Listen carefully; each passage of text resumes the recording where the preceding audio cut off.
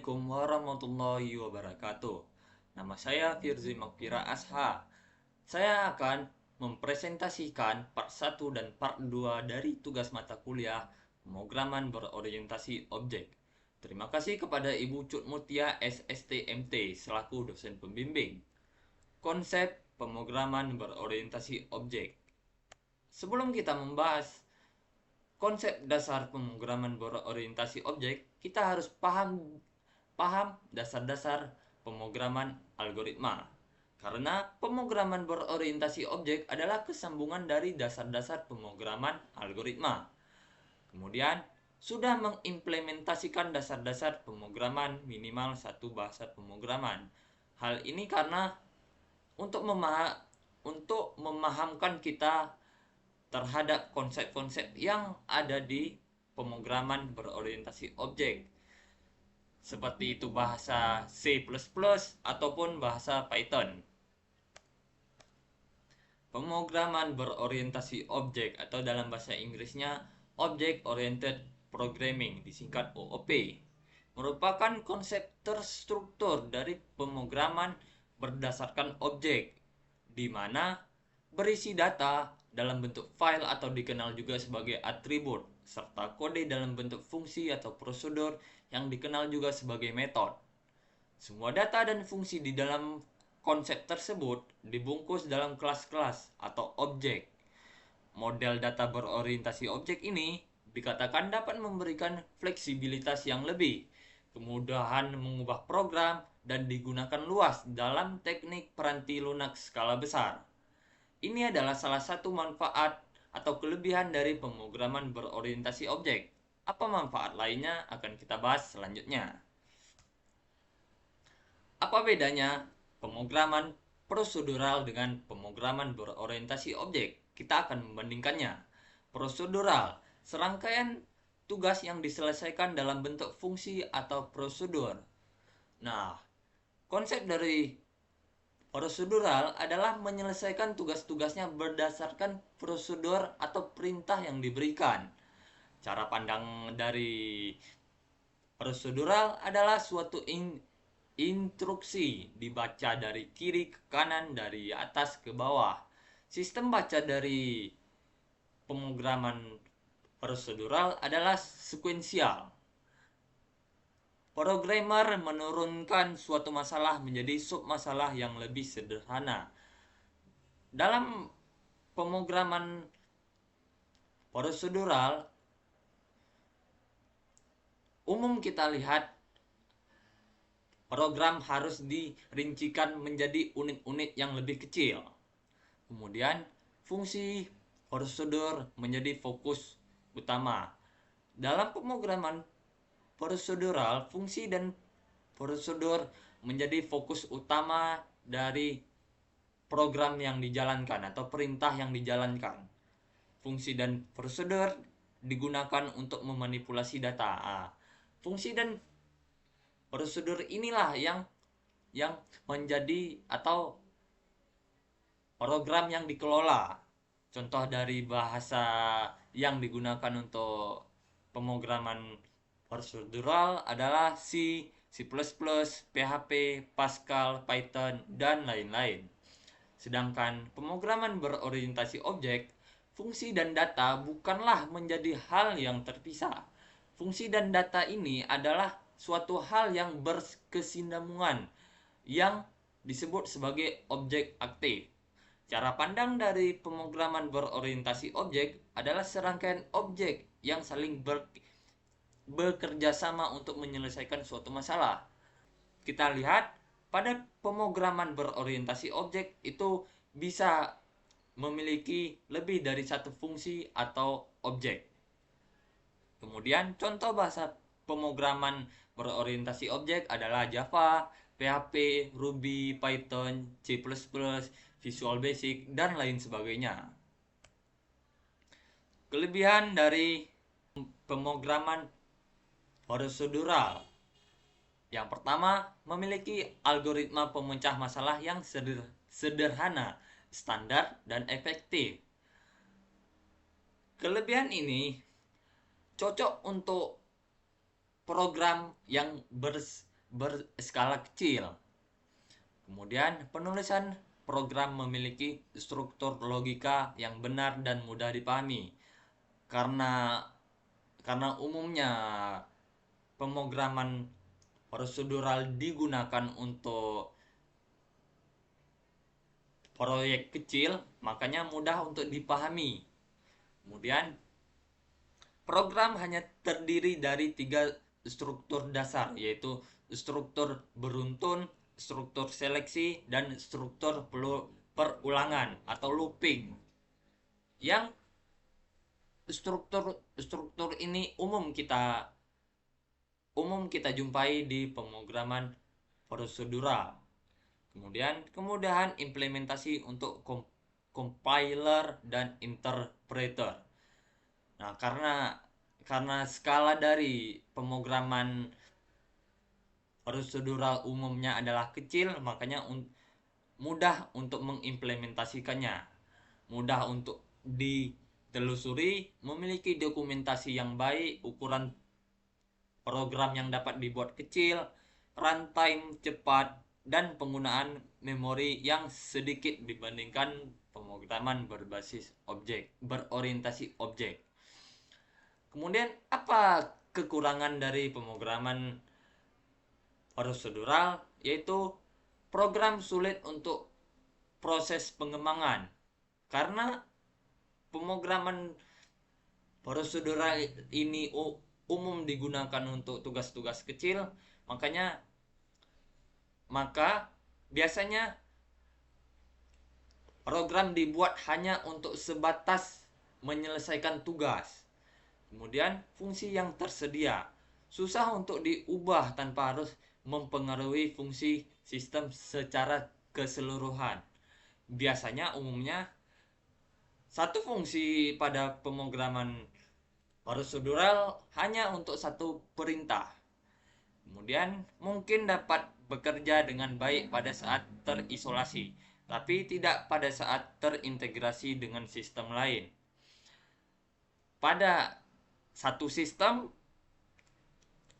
bisa dijalankan, tapi pada beberapa sistem itu tidak bisa dijalankan. Kita lanjutkan. Pemrograman prosedural yaitu kelebihan dari pemrograman berorientasi objek. Kelebihannya representasi dunia nyata, yaitu bisa langsung kita mempresentasikan pada masalah yang ada di dunia nyata. Kemudian kebebasan pengembangan.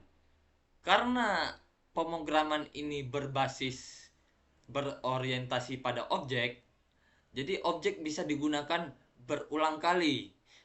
Jadi memungkinkan programmer untuk melakukan pengembangan pada program yang dibuatnya. Kemudian meningkatkan kualitas. Tentu saja kualitas dari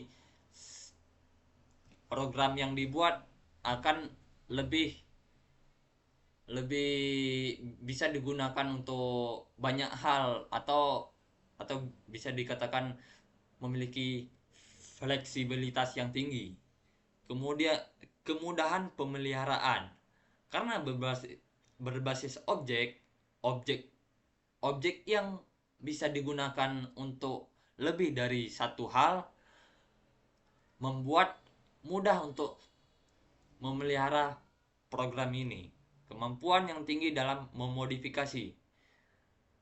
Kembali lagi ke yang tadi, karena objeknya bisa digunakan untuk banyak hal, jadi mudah untuk memodifikasinya untuk digunakan ke perintah atau ke fungsi yang lain. Kemudian kolaborasi bisa digunakan, reusability atau penggunaan kembali program yang sudah dibuat. Seperti saya katakan tadi, satu objek bisa digunakan, satu fungsi atau objek atau kelas itu bisa digunakan untuk lebih dari satu hal. Kemudian kekurangan pemrograman berorientasi objek. Untuk beberapa programmer butuh waktu untuk terbiasa dengan pemrograman ini karena dasar dari belajar pemrograman banyak banyak programmer itu lebih ke pemrograman prosedural.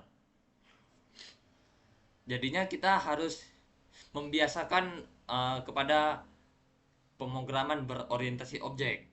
Kemudian ukuran program yang dibuat dengan metode ini cukup besar karena pemrograman berorientasi objek itu programnya lebih kompleks, lebih dapat digunakan untuk banyak hal seperti bisa memodifikasinya dan lain sebagainya. Run Runtime lebih lambat dan penggunaan memori yang lebih banyak. Karena karena objek pada pemrograman ini bisa digunakan untuk banyak fungsi, membuat runtime ini agak lebih lambat dibandingkan pemrograman prosedural. Kemudian tidak tidak semua masalah dapat diselesaikan dengan metode ini. Karena ada beberapa masalah lebih cocok untuk diselesaikan menggunakan pemrograman berorientasi prosedur. Analogi pemrograman prosedural. Semisalnya ada orang yang ingin pergi kerja, ia harus bangun tidur, siapin pakaian, mandi, sarapan, apalagi dan berangkat kerja. Kemudian ada orang yang kedua, ia ingin juga pergi kerja. Ia ia melakukan langkah-langkah yang sama persis seperti yang dilakukan orang yang pertama. Apa bedanya? Bedanya pada orang kedua, ia tidak mencontek orang yang pertama, tetapi melakukan hal yang sama persis seperti orang yang pertama yang melakukan. Bisa kita katakan beda tapi melakukan hal yang sama. Bagaimana dengan berorientasi objek? Pada kasus yang sama, objek yang pertama ingin pergi kerja, tapi ada orang yang bangunin, ada orang yang nyiapin pakaian, ada orang yang nyiapin sarapan, dan ada orang yang antar dia ke tujuannya, tempat kerjanya. Kemudian muncul lagi objek yang kedua. Objek yang kedua ini bisa memakai tukang bangunin, nyiapin pakaian, nyiapin sarapan yang antar dari objek yang pertama. Dari objek yang pertama, kegiatan yang ada pada objek yang pertama. Kegiatan ini bisa kita sebut sebagai metode. Metode pada objek yang pertama bisa digunakan lagi kepada objek yang kedua. Nah, kurang lebih seperti itu. Ada suatu kata-kata hari ini, yaitu berjalan sendiri memang bisa lebih cepat, namun berjalan bersama akan bisa lebih jauh. Untuk part 1 hanya ini yang bisa saya sampaikan. Konsep kelas dan objek pada pemrograman berorientasi objek. Kita akan membahas definisi kelas dan objek serta analogi dari kelas dan objek. Apa itu definisi dari kelas? Kelas adalah media cetak biru atau blueprint dari sebuah objek. Kelas hanya dipakai untuk membuat kerangka dasar yang instansiasinya menggunakan objek. Jadi kelas ini adalah seperti tanah gitu. Artinya kelas yang dibuat nanti akan mendefinisikan objek. Satu kelas bisa mendefinisikan banyak objek. Kelas dapat menyimpan data, atribut dan perilaku atau metode. Jika pada pemrograman prosedural, variabel, array, dan fungsi terpisah. Namun pada PBO, variabel, array, dan fungsi disimpan ke dalam satu tempat yaitu kelas. Pada kelas, variabel dan array disebut properti atau atribut dan fungsi disebut sebagai metode. Dapat kita gambarkan, kelas adalah seperti tanah yang luas, tanah yang masih kosong, bernama kelas. Kemudian objek, apa itu objek? Dalam kehidupan sehari-hari, objek merupakan segala sesuatu yang sifatnya konkret maupun abstrak. Objek konkret adalah segala sesuatu yang nyata dan bisa dirasakan. Ada, nyata, barangnya itu ada. Objek objek abstrak adalah segala sesuatu yang ada bukan secara fisik dan tapi bisa dirasakan. Pada PBO, objek adalah variabel yang merupakan hasil instansiasi atau instan atau perwujudan atau pembentukan atau representasi dari kelas. Jika kelas adalah blueprint atau template-nya, maka objek adalah instansiasi dari kelas tersebut.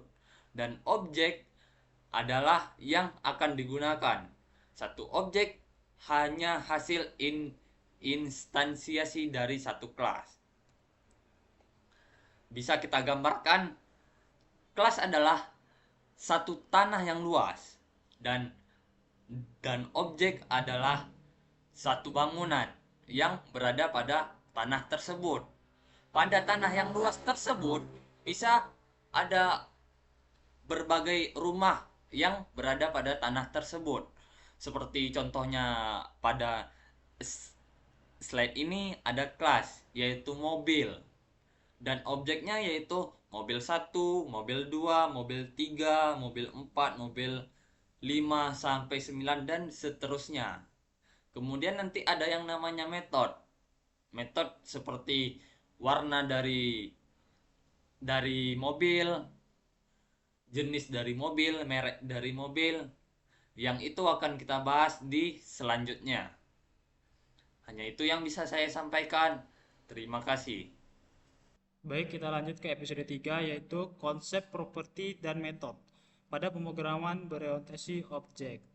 Jadi yang dibahas kali ini apa? Yaitu ada definisi properti atau bisa juga dibilang atribut metode atau bisa juga before dan juga analogi properti. Nah, definisi properti tadi apa? Jadi properti adalah data-data yang terdapat pada kelas. Kemudian nilai properti bisa diisi dan diubah setelah instansiasi objek dari kelas. Jadi dengan demikian, objek dari instansi satu kelas bisa memiliki nilai data yang berbeda. Lalu properti dapat berupa variabel, array maupun linked list. Lalu properti dalam sebuah kelas bisa lebih dari satu. Lanjut. Terus definisi metode bagaimana? Nah, metode adalah perilaku-perilaku yang bisa dilakukan suatu kelas. Masing-masing metode bisa dijalankan atau dipanggil setelah instansi objek dari kelas. Lalu metode pada suatu kelas dapat berupa metode void. Jadi metode void itu yang tidak menghasilkan nilai. Dan juga metode return. Metode return itu adalah sebaliknya metode void, yaitu dia bisa mengembalikan nilai. Kemudian metode pada suatu kelas dapat menampung parameter ataupun tidak. Lalu metode dalam sebuah kelas bisa lebih dari satu. Oke, berarti sama yang tadi ya. Lalu analogi kelas dan objek seperti apa? Nah, jadi kelas itu ini kita gunakan gambaran mobil di sini.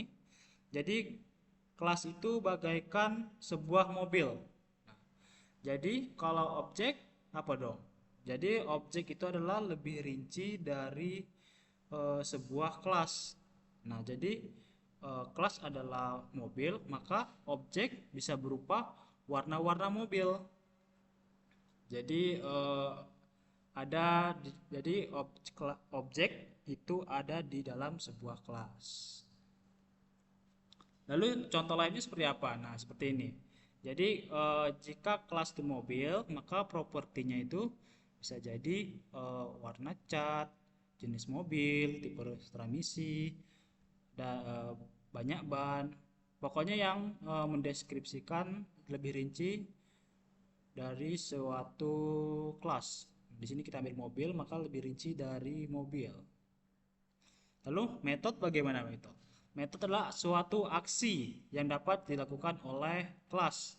Di sini kita akan ambil contoh mobil, maka berarti metode di sini bisa jadi adalah tambah kecepatan, kurangi kecepatan, hidupkan lampu, buka jendela, buka pintu mungkin, ya kan? Nah, jadi seperti itu ya. Jadi dapat disimpulkan, jadi kelas itu adalah suatu gambaran besarnya mobil.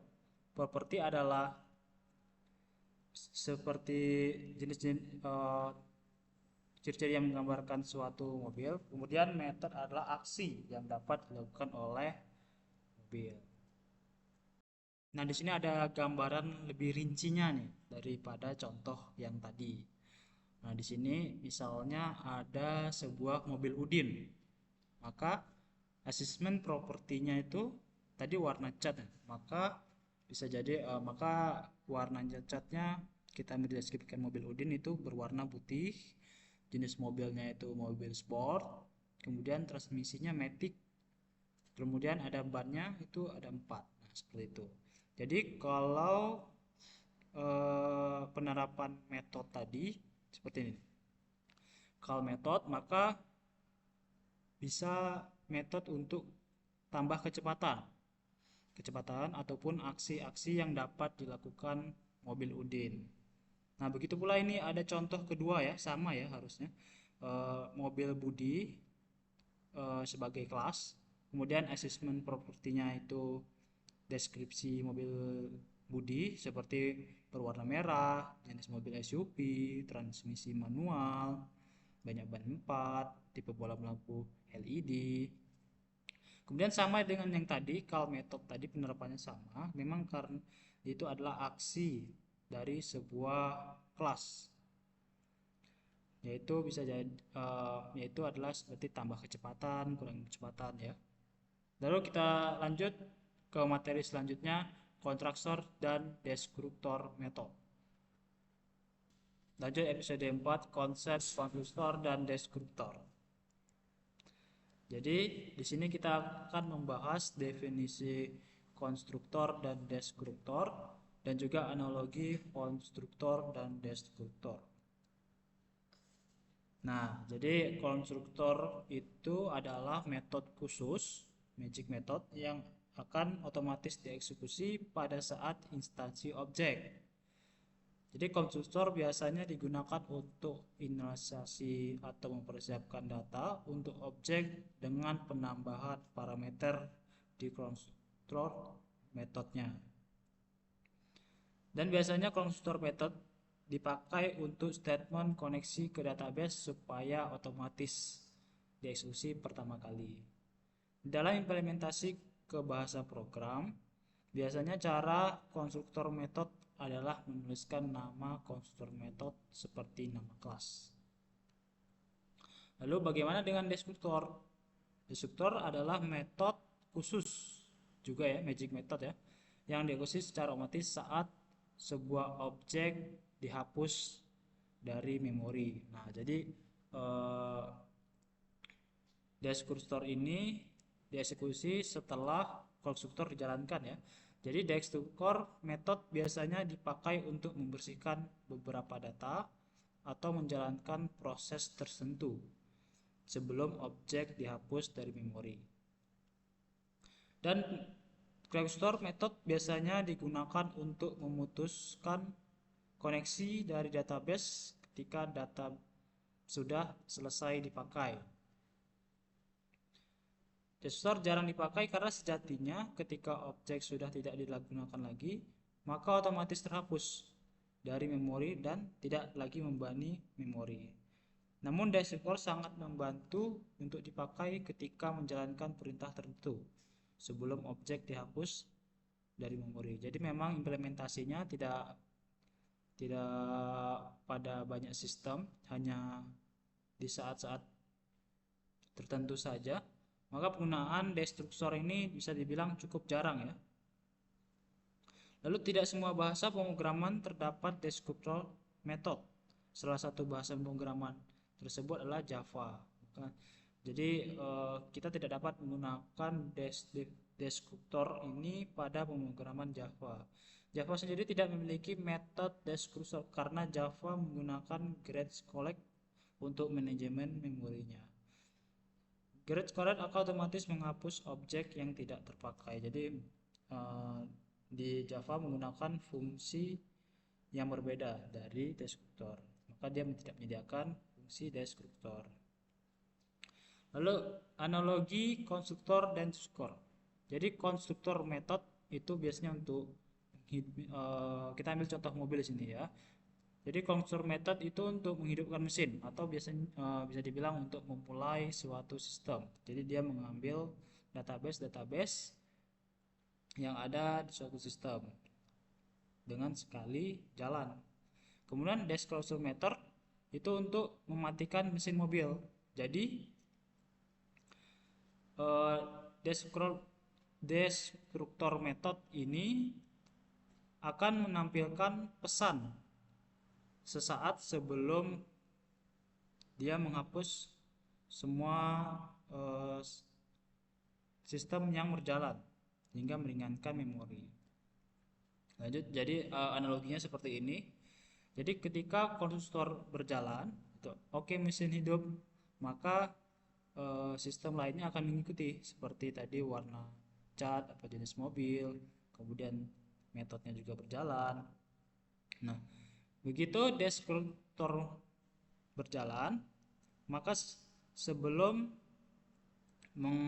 menghapus sistem yang sudah berjalan, mematikan, maka deskriptor akan menampilkan keterangan seperti di sini, yaitu oke, mesin mati. Nah, sesaat setelah kemunculan tulisan tersebut, maka semua data yang sudah berjalan tadinya oleh konstruktor akan dihapuskan. Jadi secara garis besar konstruktor method itu menyiapkan data yang dibutuhkan pada properti, sedangkan destruktor method itu menampilkan pesan sesaat sebelum data-data tadi dihapuskan. Seperti contohnya tadi keterangan terima kasih. Nah, jadi penerapannya seperti ini ya. Jadi kita punya kelas mobil Udin, lalu kita kasih argumen keterangannya seperti putih, warna putih, tipe sport. Nah, itu tadi tergantung apa yang telah kita buat pada parameter yang kita taruh di konstruktor. Jadi di sini kita sudah buat warna dan juga jenis. Maka pada argumennya kita tulis saja warna putih, warna sport. Jadi begitu konstruktor dijalankan, maka dia langsung mengambil data-data yang ada pada parameternya. Nah, pada saat mau akan dimatikan, destruktor akan berjalan. Jadi sebelum menghapus semua data yang ada, maka destruktor akan berjalan sebelum itu. Seperti keterangan tadi terima kasih. Baru setelahnya langsung memori data yang ada pada konstruktor akan dihapuskan. Jadi video selanjutnya konsep setter dan getter. Assalamualaikum warahmatullahi wabarakatuh. Perkenalkan, nama saya Siti Farapona. Saya akan menjelaskan tentang konsep getter dan setter pada pemrograman berorientasi objek. Jadi, yang dibahas kali ini yang di metode setter dan getter, yang pertama ada definisinya, kemudian kenapa perlu dari getter dan setter, kemudian analoginya dari setter dan getter. Yang pertama ada definisi tentang setter. Jadi, yang pertama, setter adalah metode yang dibuat sendiri untuk mengubah atau mengisi nilai pada properti. Kemudian, satu metode setter ini jadi dikhususkan untuk mengubah atau mengisi satu nilai pada properti. Bisa juga sebenarnya ada beberapa juga yang bisa, tapi di sini dikhususkan untuk mengubah atau mengisi satu nilai aja. Kemudian biasanya programmer memberikan nama metode setter dengan set nama properti. Kemudian ada metode setter bersifat tidak mengembalikan nilai, jadi void ya, karena hanya untuk mengubah atau mengisi nilai pada properti. Kemudian definisi tentang getter. Jadi getter ini adalah metode yang dibuat sendiri untuk mengambil isi nilai dari properti. Jadi satu metode ini dikhususkan untuk mengambil isi satu nilai dari properti. Walaupun sebenarnya bisa juga beberapa, tapi tetap aja bisa diambil isinya satu nilai. Kemudian biasanya programmer memberikan nama metode getter dengan get nama properti. Kemudian metode getter ini bersifat mengembalikan nilai karena mengambil isi nilai dari properti. Jadi kenapa perlu setter dan getter? Yang pertama ada untuk meningkatkan keamanan data.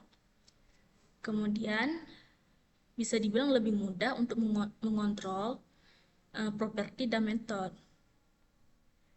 Kemudian juga jadi kelas ini lebih fleksibel karena memiliki akses penuh terhadap properti dan metodenya.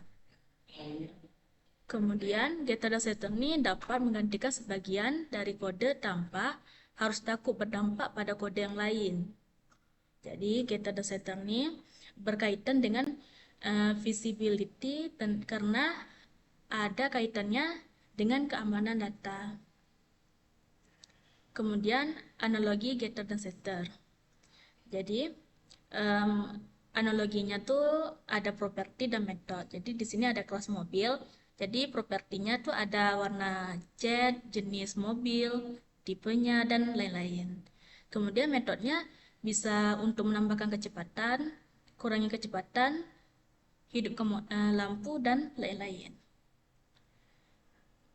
Jadi kalau dibilang untuk mengubah, sebenarnya bisa aja mengubah, cuman di sini kalau sudah diambilkan datanya atau sudah menaruhkan data, jadi tidak bisa lagi diubah.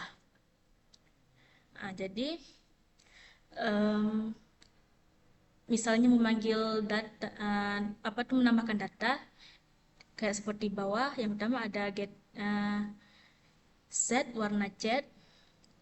Jadi kita taruh data mau warna apa, kemudian ada get warna, terus bisa menambahkan data-data lainnya.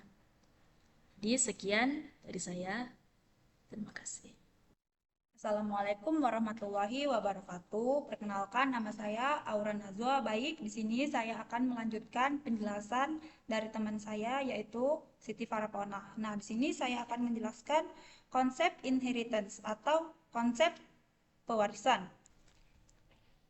Yang dibahas pada PPT kali ini yaitu definisi inheritance, terus kenapa perlu inheritance dan analogi inheritance. Definisi inheritance. Yang pertama, inheritance atau pewarisan adalah salah satu dari 4 konsep paradigma pemrograman berorientasi objek, selain dari encapsulation, polymorphism, dan abstraction. Nah, jadi jika kita berbicara tentang pemrograman berorientasi objek, yang lebih diutamakan konsep paradigmanya itu ada 4, yaitu inheritance, encapsulation, polymorphism, dan abstraction. Jadi inheritance itu adalah salah satu dari keempat konsep utama paradigma pemrograman berorientasi objek. Yang kedua, konsep inheritance pewarisan, mirip seperti hubungan keluarga antara anak dan orang tua. Yang ketiga, inheritance didefinisikan saat membuat suatu kelas. Misalnya, kita ingin membuat sebuah kelas mobil. Nah, kelas mobil ini adalah kelas anak dan kelas orang tuanya adalah kelas kendaraan. Maka karena kelas kendaraan adalah kelas orang tua, maka yang didefinisikan terlebih dahulu adalah kelas kendaraan, baru dibuat kelas anak yaitu kelas mobil. Yang keempat, satu kelas bisa memiliki banyak keturunan. Begitu pula sebaliknya, banyak kelas bisa jadi hasil keturunan dari satu kelas. Yang kelima, kelas orang tua atau yang mewarisi harus dibuat terlebih dahulu sebelum kelas anak atau yang diwarisi, seperti yang saya jelaskan di poin ketiga. Yang keenam, kelas anak atau yang diwarisi akan memiliki warisan semua properti dan metode dari kelas orang tua atau yang mewarisi. Maksudnya adalah ketika kita membuat kelas anak, maka otomatis kelas orang tua akan mewarisi semua properti dan metode yang digunakan. Jadi, di kelas anak kita tidak perlu membuat properti dan metode, hanya saja kita menambahkan apa-apa saja yang diperlukan di kelas anak. Dan yang terakhir adalah kelas anak atau yang diwarisi dapat memiliki properti dan metode lain selain yang dipunyai kelas orang tua atau yang mewarisi, seperti yang saya jelaskan pada poin sebelumnya. Selanjutnya, kenapa perlu inheritance? Di sini kita membahas kenapa perlu inheritance, yaitu ada 3 hal.